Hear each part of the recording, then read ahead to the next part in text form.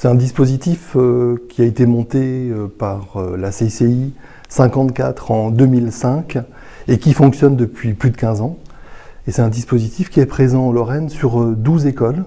Pour ces publics qui sont généralement éloignés de l'emploi, ce sont des jeunes sans qualification et qui font un parcours de formation qui dure 7 mois, pendant lequel ce parcours, on les amène à construire un projet professionnel, à faire des stages en entreprise, à se remettre à niveau dans les matières générales.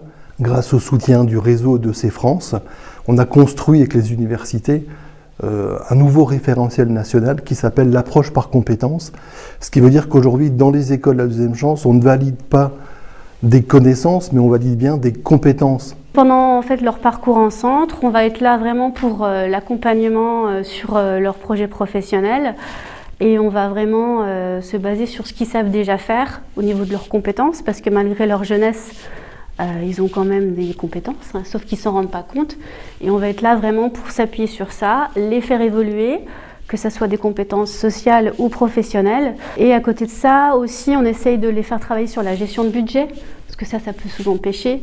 Aussi l'estime de soi, parce que la confiance en soi, c'est ce qui manque aussi. Donc c'est un accompagnement très personnalisé. Après leur sortie, en fait, on reste en contact avec eux pendant déjà minimum 1 an.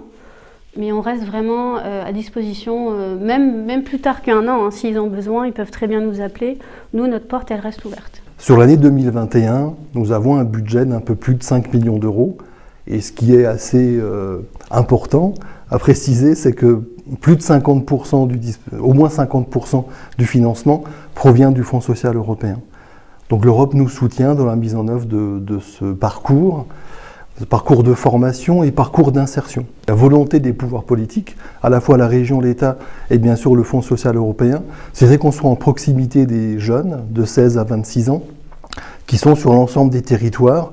Alors les territoires qui vont de Forbach à Épinal et qui vont aussi de Verdun à Saint-Dié, ce qui fait qu'on couvre la totalité du territoire et on accueille chaque année 1200 jeunes. Et on a un objectif fixé par l'Europe, par l'État et par la région. Nous avons l'obligation de dépasser 50 à 55% de sorties positives.